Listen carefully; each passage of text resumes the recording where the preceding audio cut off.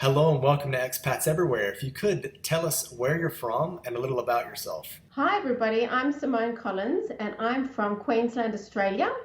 I originally was from Sydney, but my family and I decided to do a gap year in Bali, Indonesia.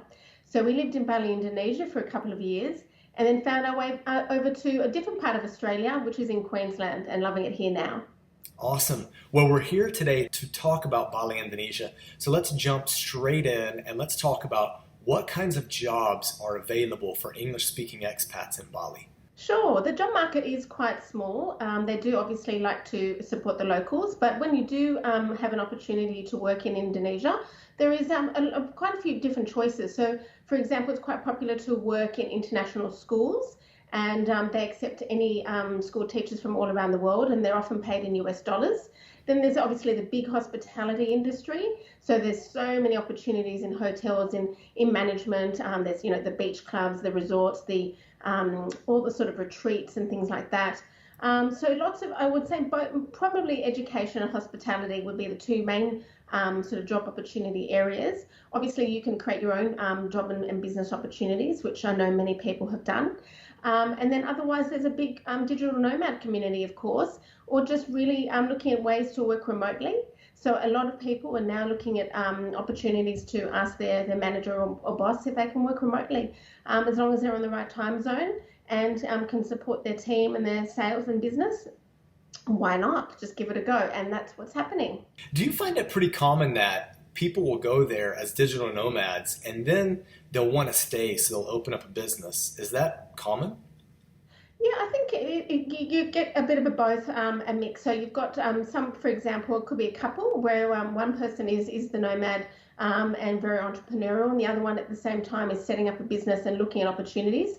Once you're in Bali, you can see there's a lot of great opportunities. For example, with production, manufacturing. Once you're there, it's a beautiful place to start exploring and giving everything a go and looking at ways that you can make a bit of an extra income, which will hopefully grow to a business. Nice. Well, what was it like living there? It was definitely, it can be a bit of a culture shock. It is a third world country, very different to what normal life would be like back in Australia. But that is what we loved. I mean, living on an island, you've got the beautiful weather, the same thing every day. I didn't check the weather forecast ever because I knew it was just going to be warm and I'd be wearing the same thing every day. Living there was just a dream come true, to be honest. It's just so different in so many different ways. Okay, you've got the Balinese people, which are absolutely lovely, very welcoming, very friendly, very kind, very spiritual. So it's nice to see, a Hindu religion practice their, spiritual beliefs every day in front of you, and they go on with their world, with their blessings, for example, that they do every day, which is beautiful to watch. You've got such a mix of communities. It's a very fun sort of entrepreneurial, but also like-minded people from all around the world that you're mixing with every day. You've got exotic fruit and food, that the cuisine choices out of this world, a huge health scene. So all the food there is just fresh and delicious, and the presentation of everything's amazing. And you've just got the nature, and you've got the flexibility, and you've got the cost of living being very reasonable. It's just got a mix of everything that I guess it's very popular for holiday makers, but it really makes sense now, I guess, for people to live there for a short period of time. Oh, that's brilliant. What do you think is a typical wage that an expat should expect to earn to sustain life in Bali? How much is that? What kind of lifestyle can you live? Okay, so very, very minimal. So because your housing, your transport, your food is a lot less. It's just one of the amazing pros of living in Bali. Whatever you would be earning in US, you would probably be looking at a third to a quarter less than what you would normally need in the US at least. Were you nervous about having to put down a whole year's deposit or advance on living there? That is a big concern. A lot of people are quite shocked at that, and it is a bit concerning because if something goes wrong.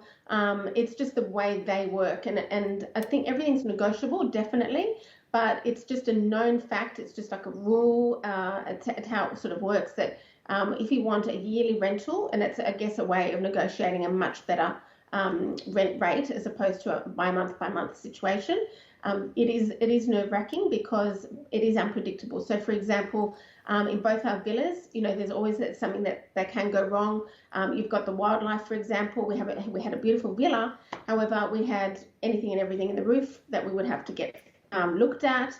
There could be a rice field next to us, which would be fantastic, but then harvest season there'll be burning, and so that would be sort of going into the pool area. Then there could be construction, so you're sort of like, oh no, and then there's flooding.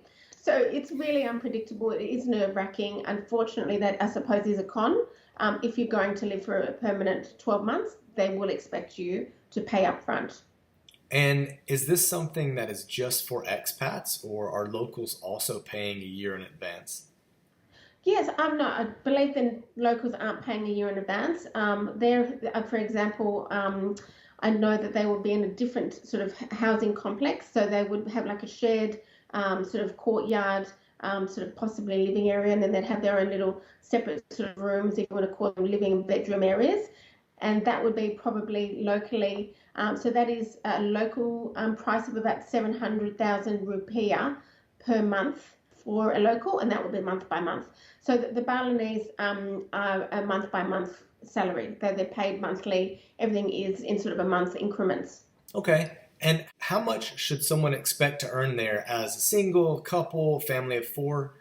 What would kind of be the minimum that people should earn to live there?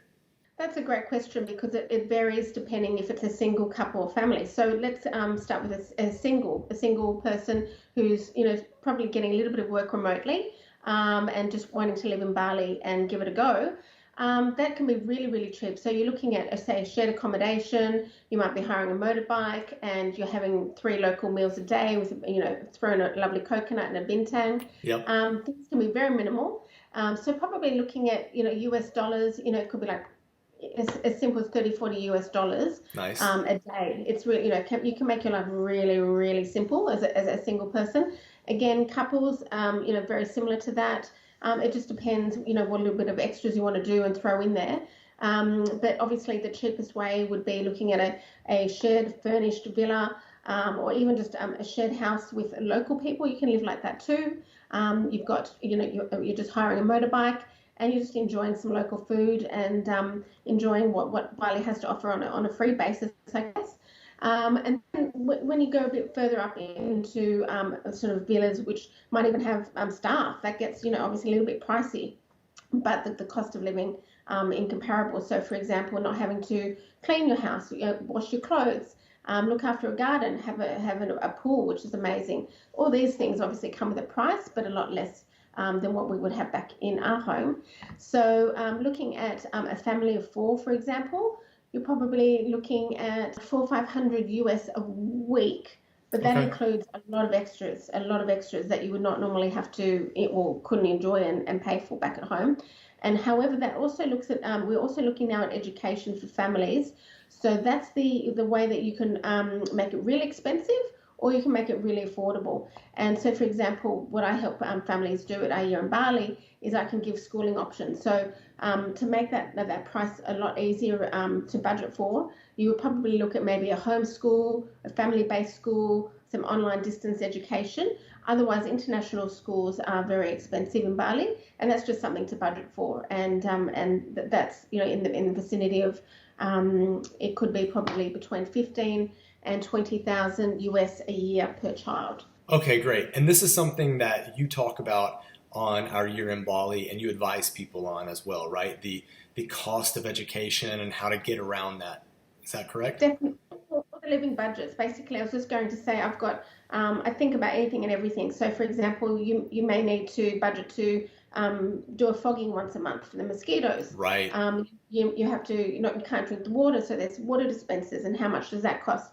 Recycling, for example, how much does that cost?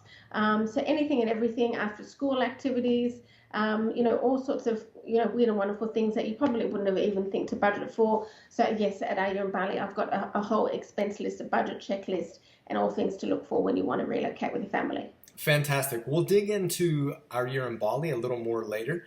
At the end, guys, hold on to the end of this interview. We're going to talk more about her company and how she can help you transition to live a year or more in Bali.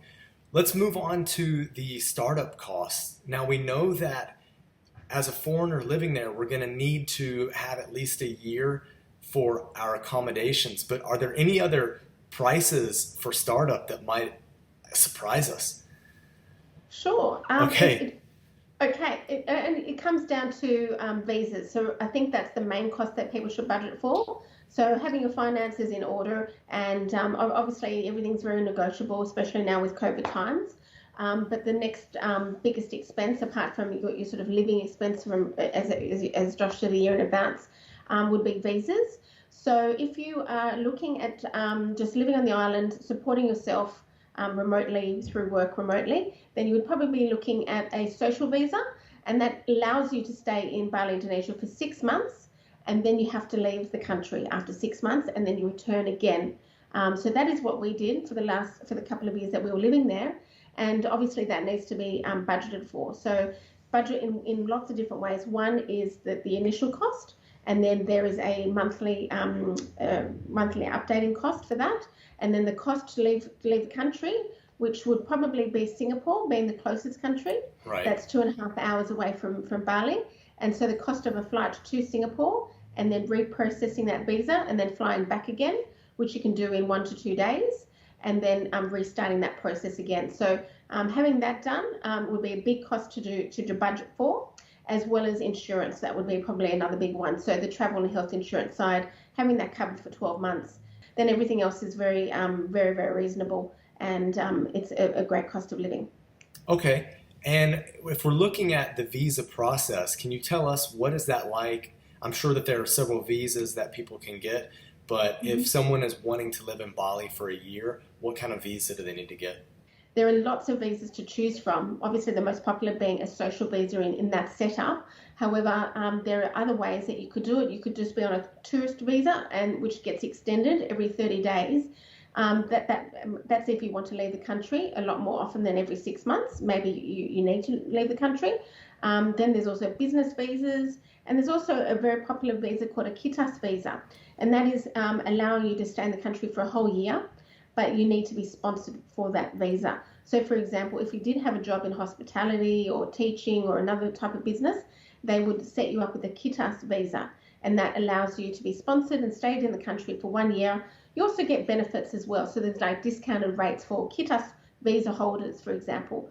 There's also talk of, I guess, like a digital nomad visa, which you might have seen in, I think, the Bahamas or some other places that now with COVID, they're trying to entice people to live in these beautiful exotic places.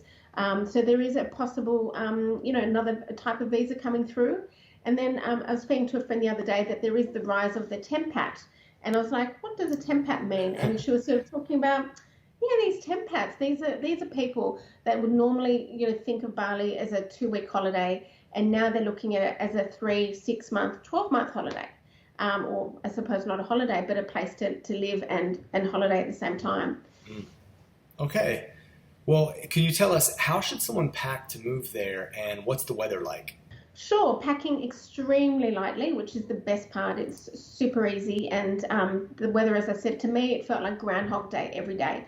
So I never check the weather, although it is a country that has obviously a very distinct wet season and dry season. It is the same hot, sort of dry, humid weather every day. So basically, it's a super lightweight. It's just t-shirts and shorts. Their national shoe, I would say, would be the thong, the flip-flop. So it's very, very simple, and obviously, sun protection and things like that. But it really is very, very light, and you probably need to maybe bring one pair of long pants and say a long top, and that's only if you're one in air conditioning, or two, you might explore in the winter season up in different parts of Bali, which could drop, temperatures could drop a little bit, but it is super light, super tropical, minimal packing, and obviously bringing your mosquito spray would be the number one packing tip. I would probably suggest, a poncho or something like that, and also, shoes that, like sort of those sort of rubber shoes or Crocs or those types of shoes that you don't mind, stepping in puddles all the time and things like that in the heavy, wet, rainy season. However, you can buy these things in Bali, so that's not a problem if you don't bring them with you in the first place. Okay, and do you find that locals wear conservative clothes, or are they as liberal as the foreign community there? That's a great question. Because Bali itself is Hindu and the rest of the country is Muslim, there's a very different dress code, I suppose. Yes. So the typical Balinese men and women would just simply wear just pants and t-shirts, shorts, t-shirts, that sort of thing. And then there would be just, you would see more traditionally the ladies wear beautiful Balinese outfits, the long skirts and sort of the long sleeve tops and wraps and things like that. But otherwise just, the shorts and t-shirts and pants and tops, very similar to any other expat. Okay, great. Let's switch gears and let's talk about safety. Is it safe there, and did you feel safe on a personal level? Safety can be looked at a few different ways, from transport side of things to hygiene and health and so forth. So Right. perhaps let's start with drinking of the water. That's a common one that everyone needs to know about. So yes, you can't drink the local water. And that is something to get used to. Simply, brushing your teeth, you put your toothbrush under the tap. So, little things like that you have to be obviously very aware of. There is definitely Bali belly. Unfortunately, I've actually had it myself, so it does exist. And it's not a problem. You can get lots of great, medications and natural medicines to help you with that. But yes, drinking the water is something that the locals can only do, and that's something to be aware of. Apart from that, with regards to other hygiene, for example, it is safe to have young children. A lot of people ask me that, can I bring my babies and toddlers and so forth? And it's not a problem at all. It's very similar to back into, your normal country. As I said, apart from drinking the water and, having all your immunisations, I suppose, up to date and things like that, although they can definitely provide that in their hospital systems. And with regards to safety with the locals, again, just being really conscious of things like not leaving laptops out or a handbag out, just being really reasonable. That would be the only thing that you have to be aware of with regards to safety. With regards to transport, obviously bike riding versus car riding is something that I talk about a lot in Our Year in Bali. I personally went through not driving myself. So I do hear people on motorbikes can be susceptible to accidents for multiple reasons. When you're driving a motorbike, you have to be aware, obviously, of sort of the unpredictable traffic. Mm-hmm. You've got weather conditions. You've got ceremonies, for example. There might be detours. You have to maneuver little side streets and rice fields, and the actual road itself isn't, paved correctly, for example. So there's lots of, it's a bit of a fun game to be on your motorbike through Bali. But they do drive at a very slow pace, and it is quite predictable, and everyone is, very nice to each other in regards to driving. So, there is pros and cons on that. How do you meet people, and what can you do for fun? Okay, so meeting people, everyone is super friendly, and I guess friends become family very quickly. So everyone's sort of in the same boat. You're on an island, you're away from your normal networks and normal friends and family. So everyone is super, welcoming and friendly. That's also with the locals and with any expats that you meet. You can meet people in lots of different ways. It could be just through, cafes that people congregate at. It could be at clubs. There's lots of fun sort of beach clubs. People having, cocktails or coconuts down at the beach at sunset. It's a very great community, or just down on any of the sort of expat beaches. And then there's obviously, if you've got children, there's the school community. And then the school community is a great way to meet other families who are in the same boat, who've just decided to do some sort of a gap year with their kids as well. So there's sort of lots of different ways to meet people. And how do you have fun? Well, there are so many ways to have fun in Bali. Obviously, you've got the nature side of things. You can explore the beautiful waterfalls and temples and a multitude, obviously, of beaches. And then you've got diversity there. So you can go up to Ubud, for example, which is really a jungle part of Bali. And that's absolutely stunning. You can go even further north, explore National Park, for example. You can go fishing. You can go, have a surf lesson. The food is, as I said, you can even have a cooking lesson and learn how to cook Indonesian food. You've got, beautiful things like attractions you could do, for example, bird parks, water skiing, all sorts of, water fun parks and things like that. You've got lots of different hotels around the island which will offer sort of day passes. So you could, just live it up in a hotel for the day and enjoy like a beautiful buffet, for example, for lunch, and Nice. some entertainment in there. So yes, you've got multiple ways of having fun at a very low cost. Great. Well, we've alluded to it a couple of times, so let's talk about the healthcare. How's the healthcare in Bali, and would you recommend getting a procedure done there?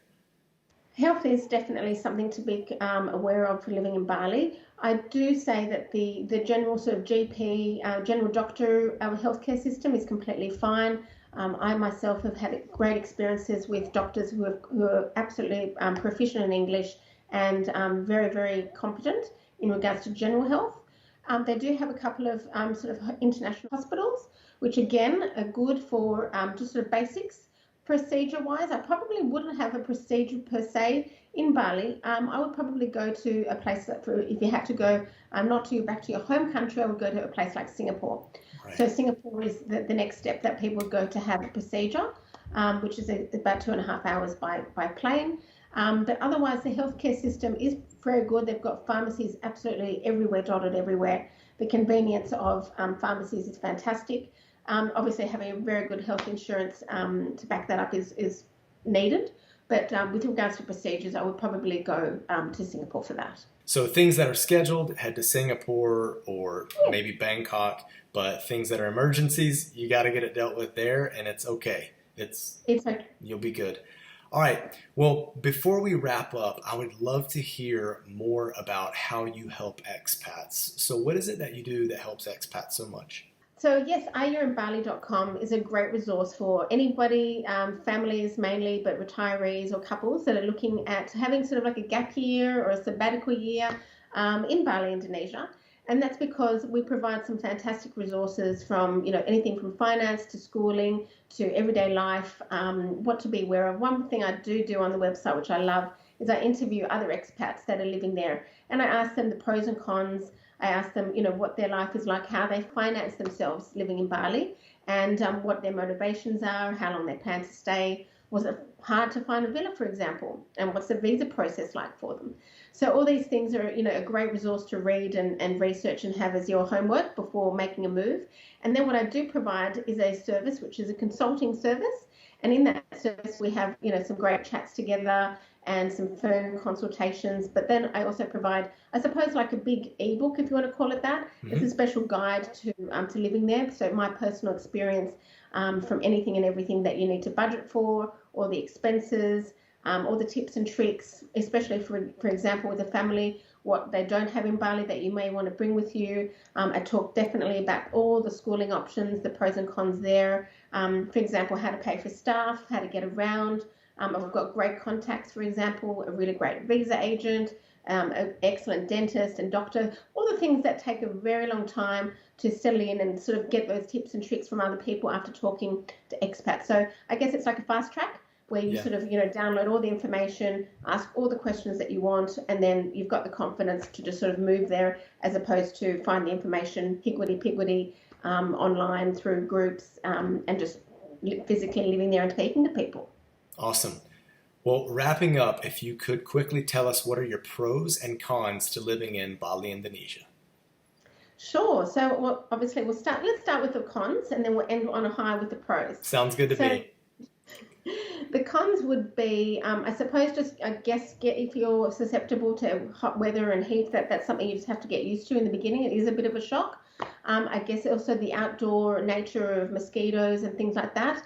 Another thing you have to be prepared for. So just bring strong mosquito spray and being aware if you decide to live in an outdoor villa that will be you're out to all the elements and things like that. But that can easily be fixed if you're looking at an indoor enclosed villa.